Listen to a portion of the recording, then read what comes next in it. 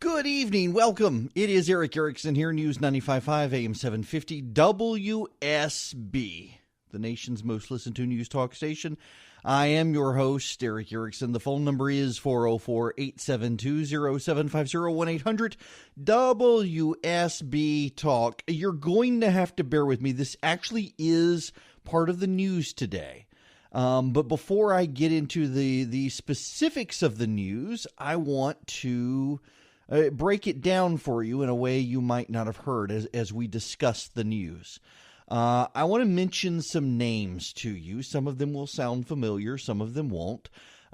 Jay Carney, Linda Douglas, Laura Rosen, Ruth Marcus, John Harwood, Neil King, Nate Silver, John Harris, Ezra Klein, Andrew Rosenthal, Shyla Murray, Stephen Barr, Jill Zuckman, Jonathan Allen, Andy Barr, George Stephanopoulos, David Gregory, Erica Grider, Michael Scheer, Spencer Ackerman, Douglas Franz, Elspeth Reeves. You may not recognize all these names. You may recognize some of them. But I want to break this down for you. Jay Carney was a political reporter for Time magazine before he went to work for Vice President Joe Biden and then became the White House press secretary. He was replaced as the vice president secretary by Shyla Murray, who worked for the Washington Post. Shyla Murray is married to Neil King, who worked for the Wall Street Journal as a Washington reporter before leaving to work for Fusion GPS, the left-wing opposition research firm Hit Group. Linda Douglas was a reporter for ABC News before being hired by the White House, where she was the woman who encouraged you to turn in your neighbor if they were lying about Obamacare before she went on to The Atlantic. Jill Zuckman was a reporter for the Chicago Tribune and then went to work for the Transportation Department. Then there's all the people at the Washington Post. There's Shyla Murray, who went to work for the vice president. There's Douglas Franz, who went to work for the State Department. There's Stephen Barr, who went to work for the Labor Department. All these Washington Post people. I mean, let's not pretend that there isn't some incestuousness between the Democratic Party and members of the media. You got Ruth Marcus, for example, is the editorial page editor of the Washington Post. She's the one who thinks it's okay to kill kids with Down syndrome while they're still in utero. She's married to the former chairman of the Federal Trade Commission, put there by Barack Obama. David Gregory married to Beth Wilkinson, who was the executive vice president, general counsel, and corporate secretary to Fannie Mae for a while. Or there's the people who were at or still are at the Politico, like John Harris, who was the editor, married to the former head of NARAL in Virginia. Or Jonathan Allen, who was the senior Washington correspondent for the Politico before leaving to work for Debbie Wasserman Schultz. Then he returned to the Politico to be a national correspondent. Then he left there to go to the left-wing Vox website, and he's left there to go to NBC News. Or Andy Barr, who was a Politico reporter, who he left there to go to the DNC and then went to work for Democratic campaigns. Or you've got a guy like Spencer Ackerman, who worked for the New Republic and then for Wired and now The Guardian. Elspeth Reeves, who was also at the New Republic before going to The Atlantic, also herself left-wing. Michael Scheer, who worked for Salon and then Mother Jones and then Time magazine. Laura Rosen, who worked for Mother Jones, the even more left-wing American Prospect, before going to foreign policy. She's someone the Obama administration identified as being willing to help them push their Iran nonsense. Or Ezra Klein, who worked for a left-wing site called Pandagon before going to the American Prospect, then the Washington Post, and then going off to run Vox. Now, why do I bring up all of those people and all of those ties within the media, all the incestuousness, all the marriages into Democratic politics and the media, all of that? Why do I bring it all up? Now, I bring up all of these ties. Jay Carney going from Time as an objective reporter to the White House. Michael Scheer being a supposed being a writer for left-wing publications and then suddenly mainstreaming it. Shyla Murray, who worked with or was married to Neil King, who was actually when I first did this, Neil King sent me a note. He vehemently disagreed with me. Weaving all the ties together, including his marriage to Shyla Murray. He thought it was completely inappropriate. And then he left the Wall Street Journal to join Fusion GPS, where he is openly partisan these days. He was there at the Wall Street Journal as well, but not nearly as open about it.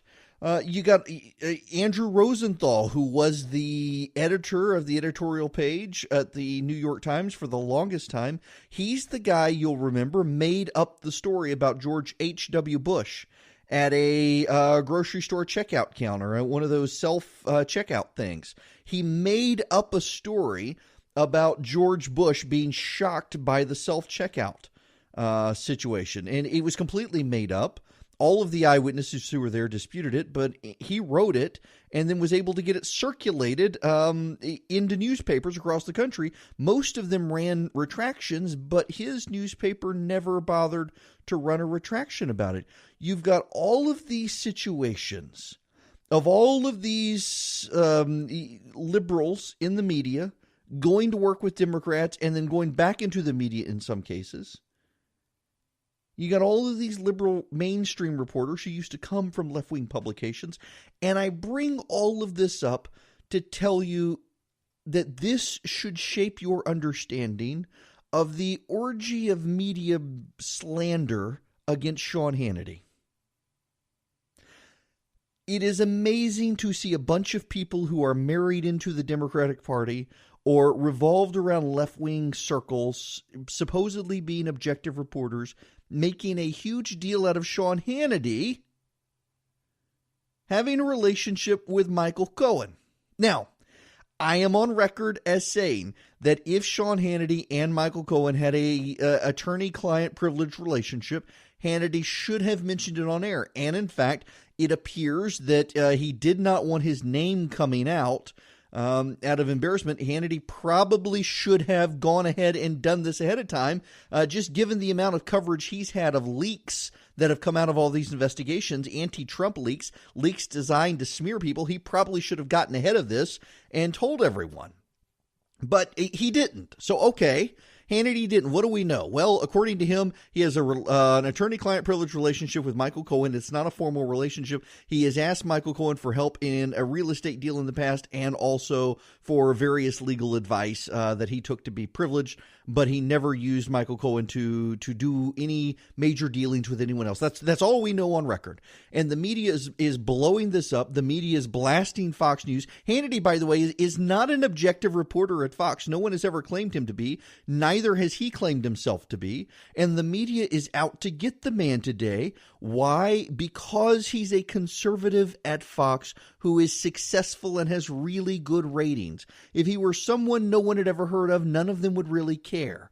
And all the people who are coming after him have Democrats in their closet, if not in their bed, and yet they would prefer us to pay no attention to their own conflicts of interest. They would much prefer to impugn the integrity and character of Sean Hannity over this particular situation. Pay no attention to their Democratic skeletons or bodies or what have you in their closets, bedrooms, and everywhere else. It is really hypocritical. Let me stop for just a minute and promote one of our sponsors. Thanks to Dollar Shave Club for sponsoring this week's show. And, you know, I was actually one of the original members of Dollar Shave Club. Back in the day, I was a lawyer when they came out. They had that awesome ad, and I totally bought into it because I was tired of paying for my razors at the grocery store price. It is a great company, and the razors are very, very solid. You go to dollarshaveclub.com, and you can see they got more than just razors, and it's so much better than shopping in a grocery store. And, you know, so they sent me a packet before this promo began as if I needed them because I got some. But they got a great razor and they've got great shave cream. They've got a body cleanser. They even have the One Wipe Charlies. I'll let you decide whether or not you like them or not. But, you know, it's a great product. Really, really do like it. Their Dr. Carver shave butter is fantastic. And given that I am prone to rashes and whatnot, I only shave every other day because of it. I'm sure you wanted to know that.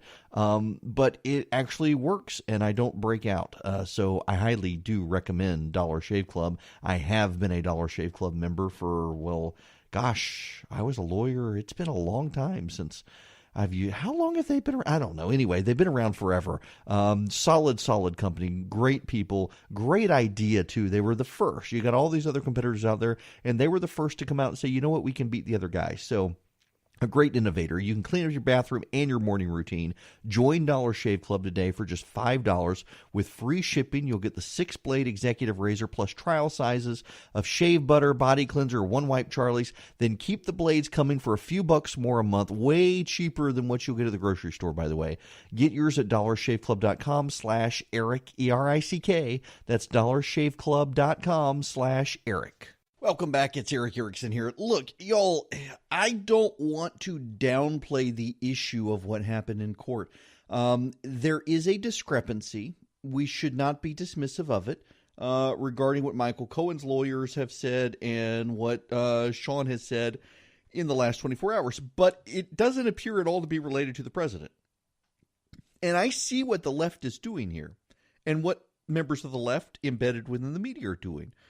See, what Cohen's lawyer did, and you do need to understand this to understand where the left's implications are. Essentially, in Michael Cohen's legal filings about the evidence taken from his hotel room and office, he said he had 10 clients. 7 of them he gave them business advice, and there were 3 others. And of those 3, one was about payment made to Stormy Daniels, the adult film star, on behalf of President Trump. The second is Elliot Broidy, who was the finance chair for the RNC, and that dealing was about a $1.6 million payment to a Playboy playmate to abort their child. And then the third was undisclosed, who didn't want to be disclosed because he didn't want to be embarrassed. And the lawyer said that it had nothing to do, that particular case had nothing to do with attorney-client matters. And so the judge, Kimball Wood, said, well, then if you don't have attorney-client privileged information involved here, then you've got to disclose who it is. And so he did, and it was Sean Hannity. But he'd already, so the left is saying, oh, well, you've got these 3 segregated over here. So clearly Hannity must be like those other 2, as opposed to these 7 over here were business related.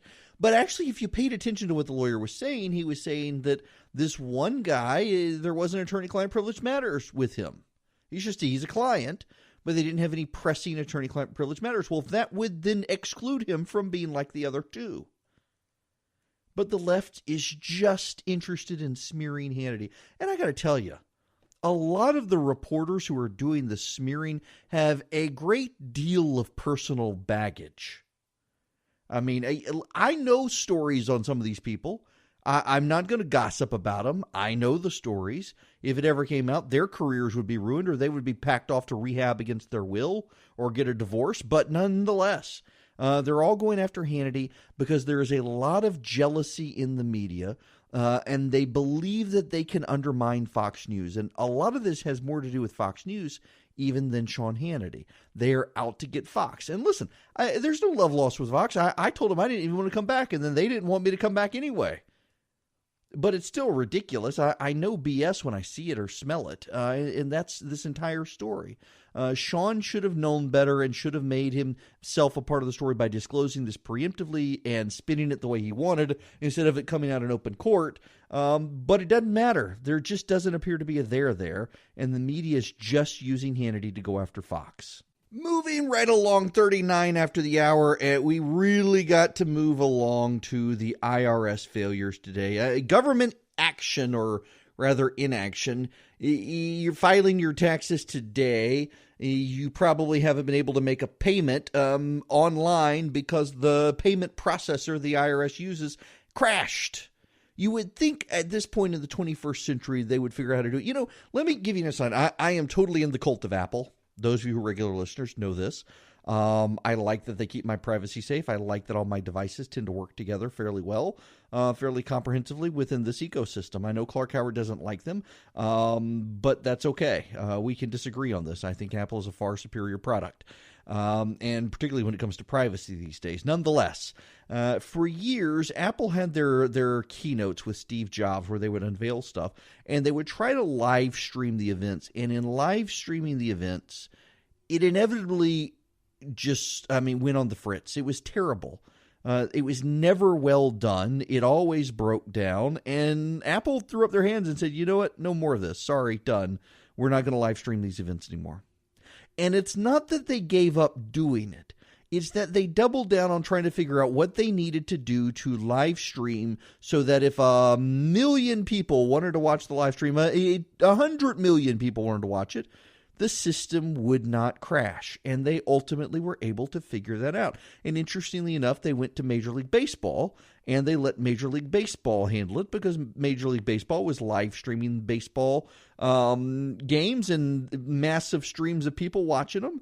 And they worked up a cooperative deal. And others have done this with baseball. For example, HBO, when they launched HBO Go, it crashed a lot.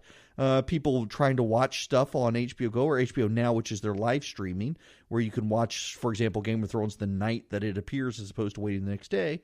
And they went with Major League Baseball as well. And so baseball spun out this entire company from that. The federal government should do stuff like this, but the federal government doesn't. They hire government contractors who have been longtime government contractors, and stuff like this happens.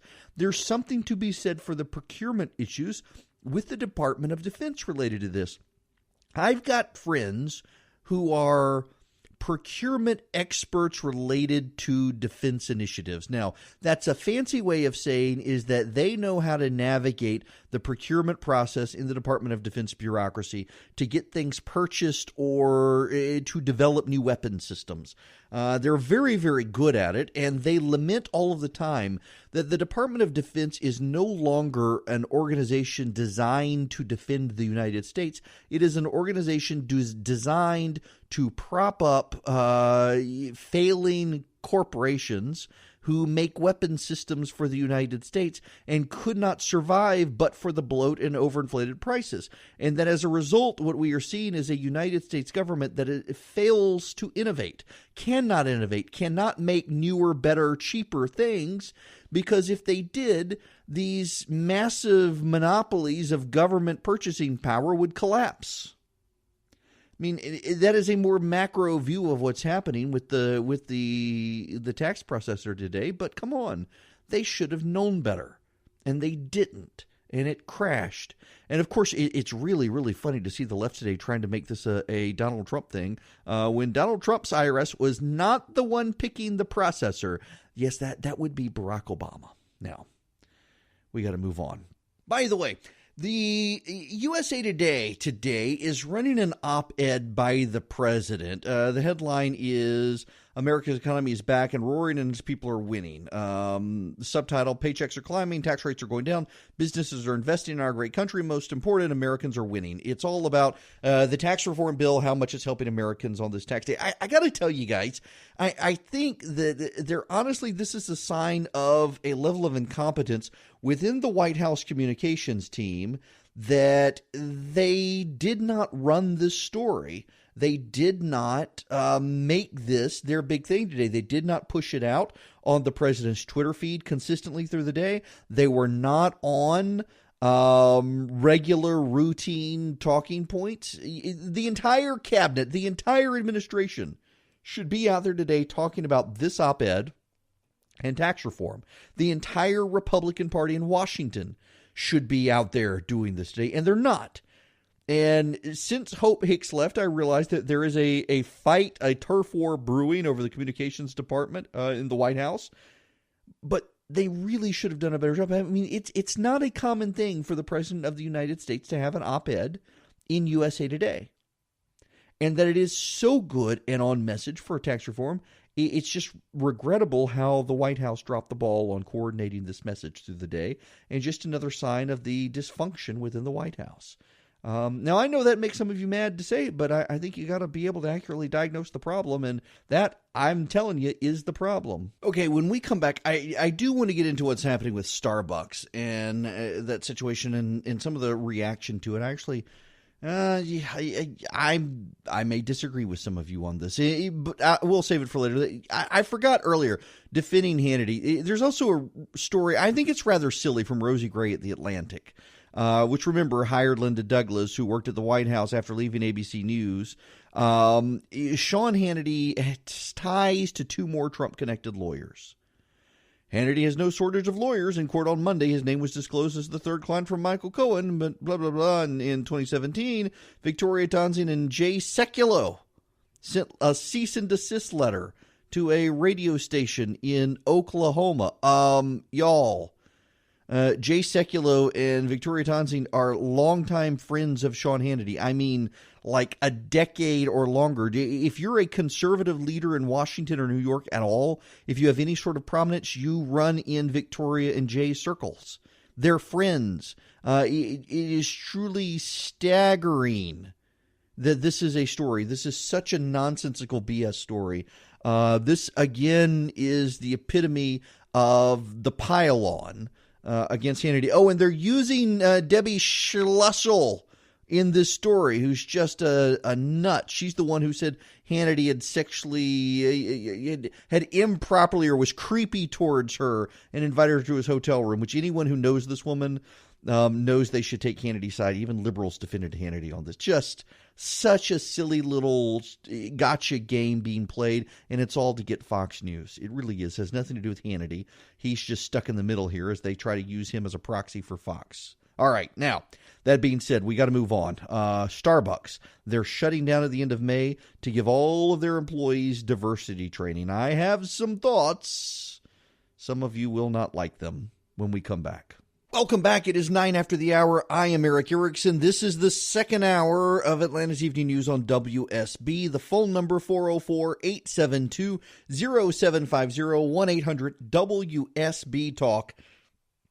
And I kind of sort of lied. Well, I didn't really intend to lie, but I need to get into the Neil Gorsuch news before I get into the Starbucks news. It's much more important and pressing today, and that is that Neil Gorsuch, Donald Trump's successful nominee to the United States Supreme Court, sided with all the liberals on the Supreme Court today on a 5-4 decision, ending a government law, declaring unconstitutional a law that did mandatory deportation of criminals, potentially violent criminals.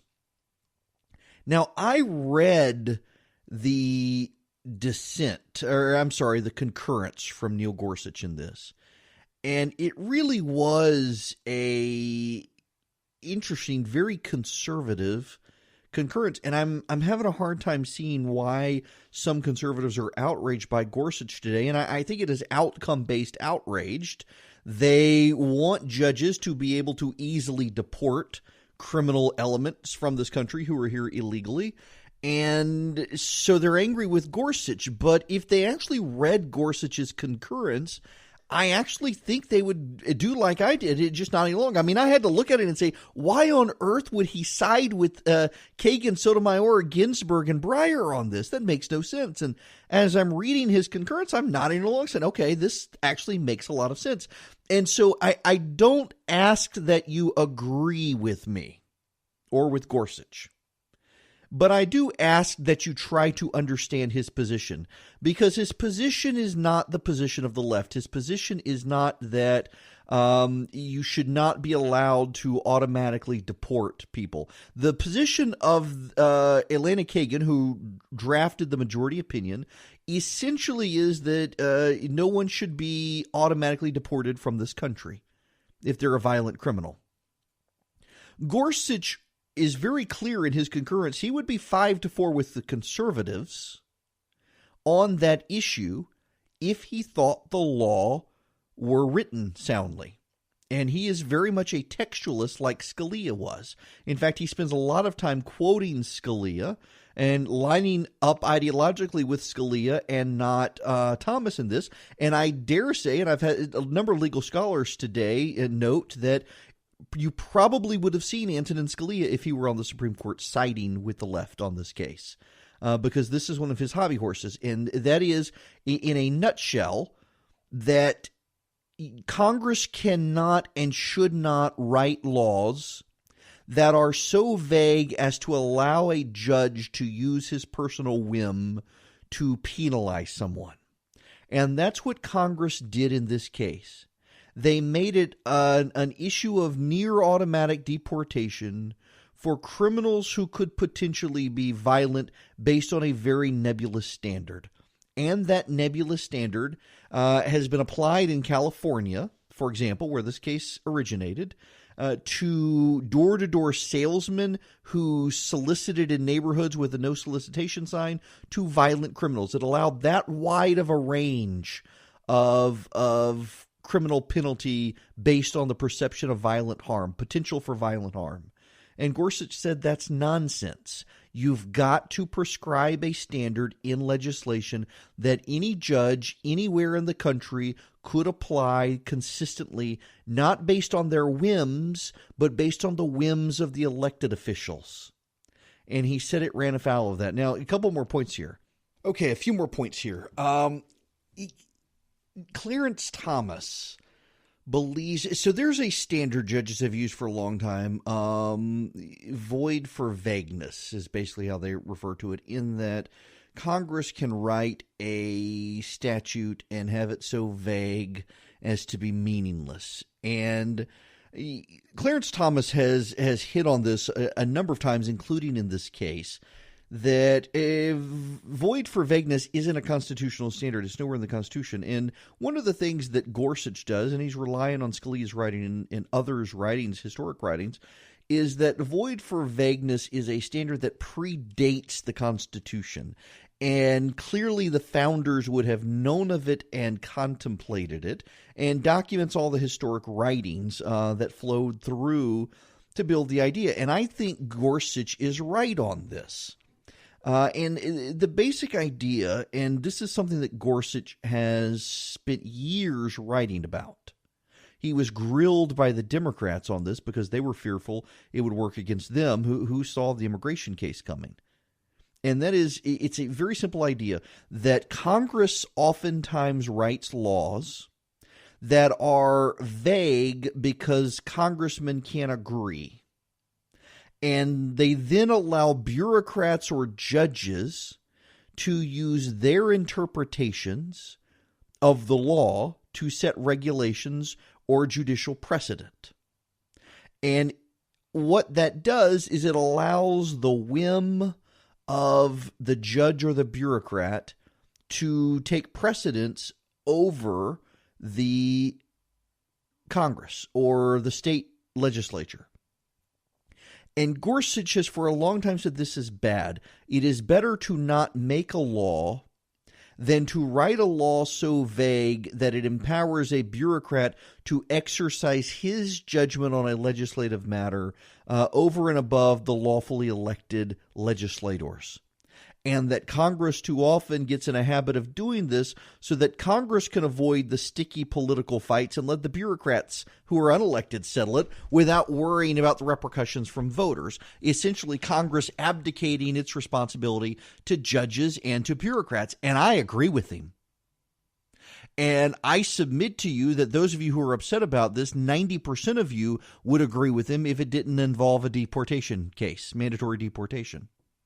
And I think the principle is bigger than this initial policy, because it is this initial policy, that this mandatory deportation, that Congress did do it so nebulously to allow bureaucrats and judges to exercise their discretion where they can't be punished by you because they're unelected. And that's Gorsuch's ultimate point, is that Congress keeps doing these things to avoid political ramifications. And in the process, they are propping up and growing the bureaucracy and the power of judges at a complete abdication of their Article 1 powers. And I'm telling you guys, I think Gorsuch's reasoning is sound. And I have a number of friends who are deeply angry with him today and are angry with the president for appointing him. And I don't doubt his logic. I really don't on this. And I have been on this hobby horse myself for a very long time, that Congress abdicates its powers and responsibilities to bureaucrats who are unelected, so Congress can blame them when things go wrong, because Congress really doesn't want to have to deal with the ramifications of it. And Gorsuch essentially is using his opinion to call them out and say, you know what, you guys, all of you Democrat and Republican, think there are some people who automatically should be deported because they're violent. So go back and write this law. I'll uphold it, but you got to write it so a judge in California can't use a completely different standard from a judge in Florida, coming to completely opposite conclusions for the same fact pattern. And he's right. Let me stop for just a minute and promote one of our sponsors. Thanks to Dollar Shave Club for sponsoring this week's show. And, I was actually one of the original members of Dollar Shave Club. Back in the day, I was a lawyer when they came out. They had that awesome ad, and I totally bought into it because I was tired of paying for my razors at the grocery store price. It is a great company, and the razors are very, very solid. You go to dollarshaveclub.com, and you can see they got more than just razors, and it's so much better than shopping in a grocery store. And, so they sent me a packet before this promo began as if I needed them because I got some. But they got a great razor, and they've got great shave cream. They've got a body cleanser. They even have the One Wipe Charlies. I'll let you decide whether or not you like them or not. But, it's a great product. Really, really do like it. Their Dr. Carver shave butter is fantastic. And given that I am prone to rashes and whatnot, I only shave every other day because of it. I'm sure you wanted to know that. But it actually works, and I don't break out. So I highly do recommend Dollar Shave Club. I have been a Dollar Shave Club member for, I was a lawyer. It's been a long time since I've used. How long have they been around? I don't know. Anyway, they've been around forever. Solid company. Great people. Great idea, too. They were the first. You got all these other competitors out there, and they were the first to come out and say, you know what, we can beat the other guys. So a great innovator. You can clean up your bathroom and your morning routine. Join Dollar Shave Club today for just $5 with free shipping. You'll get the 6-blade executive razor plus trial sizes of shave butter, body cleanser, One Wipe Charlies. Then keep the blades coming for a few bucks more a month. Way cheaper than what you'll get at the grocery store, by the way. Get yours at dollarshaveclub.com/Eric, ERICK. That's dollarshaveclub.com/Eric.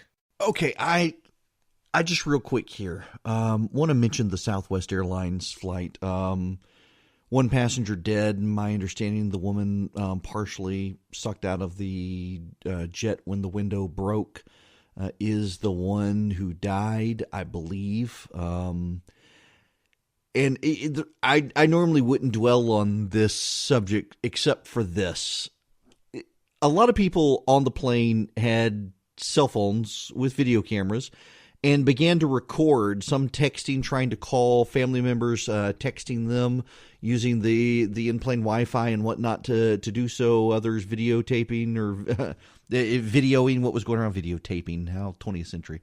It is staggering to me. We so often focus on the daily news. And we so often these days focus on people behaving badly. How in crisis you find real heroes, everyday people who are willing to do extraordinary things. You had passengers rescuing this woman in danger of being pulled out of a plane window at depressurization. You had people working to cover the hole to block further damage. You had passengers comforting passengers. Some of the stewardesses apparently were overcome with emotion and breaking down even as they were helping people. We are an amazing people. And I say that, and I do mean the United States. We have everyday heroes hiding in our midst. They don't wear capes. They wear suits and shorts and ties and no ties and polo shirts and T-shirts and there are others in other countries as well, but here just now seeing just people helping one another. It's encouraging still in a day where it's so easy to not know someone and vilify them because you don't know them. I wanted to spend a moment and point that out, and I think that's a good thing. I think it is good to praise everyday people whose names you will never know, but who rose to an occasion at an extraordinary time and did something to save lives, and provide comfort around them. I think that's good. Now, when we come back, I do want to talk for a moment about the Starbucks situation. They're closing their stores at the end of May for diversity training after an incident in Philadelphia that I guess it happened last week while I was gone, and I didn't notice the headlines. Maybe it happened over the weekend. I don't know, but we do need to talk about it when we come back. Welcome back to 39 After the Hour. Eric Erickson here. Starbucks is going to close all of its company-owned stores or restaurants, however you want to call them, coffee shops, the afternoon of May 29th to conduct a racial bias education program. And I see a lot of conservatives rolling their eyes. I am not a fan of diversity training programs because I think they skew overwhelmingly to the left. My suggestion, though, is that instead of boycotting them, that conservatives should engage with them and should engage as appropriately and constructively as possible, because the fact of the matter is there is still racism in America. And the facts of the case in Philadelphia leading to the protests of Starbucks and all of this, I think, demonstrate that. Philadelphia, not a bastion of the Confederacy, mind you. Two black men in a Starbucks going to use the restroom. Police were called. They were waiting for a friend. That was it. A terrible case. I am reminded of last week, the Gospel Coalition and the Ethics and Religious Liberty Commission of the Southern Baptist Convention did a conference in Memphis, MLK 50, on the 50th anniversary of the assassination of Martin Luther King, on racial justice. And it's been fascinating to me to watch a number of conservatives lash out at these two groups that are both very conservative, saying they were descending into left-wing talking points and becoming liberal for engaging in racial justice. And, you know, here's my thinking, and I have largely evolved on this issue, I guess I should say. I used to be in the camp of it's ridiculous to engage on this issue. And in the last number of years, as I have seen things happen with my own eyes to friends of mine who are black or Hispanic, even going back to when I was a lawyer and represented several Hispanic immigrants and what they faced in this country, there are still bad people out there. And I think that the American church turns a blind eye to it at its peril, and we risk the left co-opting real justice in the name of the state when we should be talking about it from a faith perspective instead of the role of government, the role of Jesus, if you will. And I think conservatives, when we hear stories about what happened at the Starbucks in Philadelphia, should not be readily dismissive of it, but we should recognize that there are things that happen to people who do not look like us in this country, and it happens sometimes because they do not look like us, and that's a real problem. And it should be a real problem for conservatives, because when conservatives don't engage on this issue, the only people out there in the marketplace of ideas dealing with the issue are liberals who believe it requires more government. And what liberals are actually calling for is more government of the very same type of people that would be human beings who are the ones causing the problems to begin with. I mean, folks, the reason I'm a conservative, honestly, it's because I am a Christian and I believe we're all sinners. I want as few sinners in charge of me as possible. The left solution is to put even more sinners in charge of us, the very same sinners of the type and caliber of people who had two black men arrested for wanting to use a bathroom in a Starbucks. The conservatives should be engaging on this issue. We should not be running from it. We should be showing up at these diversity presentations, and we should be pointing out that there is an inward condition in mankind that causes us to have problems, that causes us to be unable to relate, and the solution is not more government and more regulation. It is for us to see each other as individual human beings, all created in the image of God, and not just a black group or a white group or a gay group or a straight group or what have you. But too many conservatives, I think, decide we're just not going to engage in this because it's liberal indoctrination. Well, go to the liberal indoctrination class and indoctrinate them in conservatism, I say. As an aside on the Starbucks issue, again, this was a situation that happened in Philadelphia. And now I'll make the other side mad by pointing this out. Starbucks is an extremely liberal, progressive company. It wants to be seen as being part of the gay rights movement, the transgender movement, the anti-gun movement, the pro-abortion movement. You pick the left-wing cause, and the Starbucks CEO has probably engaged on its behalf. And I have no idea who the barista was at the Starbucks. By the way, am I the only one who refuses to go in and order the grande? I want the medium coffee. I don't want the grande. I'm an American. I'm in America. I want the medium coffee. And I hate Starbucks, by the way. I should also say that there are so many good coffee houses in this country. And I know Charlie's laughing at this because in Washington last week when we were up there, I had to go across the street to Starbucks regularly to get coffee. But it was the only coffee shop anywhere near there. I would much prefer to go to an actual small hipster coffee house where they roast the beans in-house because Starbucks over-roasts their beans. It's disgusting stuff. And I only drink it out of necessity because I'm a caffeine addict. Nonetheless, I digress. I would venture to say that the barista who did this is a well-meaning liberal who probably would love to march on Washington against Donald Trump, and still did this. I just, it's kind of funny. It really is. I feel very bad for the individuals who had this happen to them. They have a lawsuit waiting to happen. They can probably just tell Starbucks the number and have Starbucks write the check. But it is funny to me to see such an openly progressive, contemptuous of Christians and conservatives company have this happen to them, of all things. It really, there is a deep bit of irony in this happening to them. Completely random topic as we round out the show today. Have any of you ever wanted to know how to make red beans and rice? Great Cajun dish. It's in my book. The recipe is in my book. But for my new show, I'm actually going to have a cooking segment. Believe it or not, I am. So one of the conversations we did is about actually having family mealtime. And it was actually a conversation we had with several, but I'm actually going to do a cooking segment for the TV show on a very simple red beans and rice dish. Now, it would be vegetarian, except I use bacon drippings. But nonetheless, you'll be able to see me on video. We've actually done it on Mark Aram's show one night on radio, Cook Red Beans and Rice. We'll do it on video so you can watch it.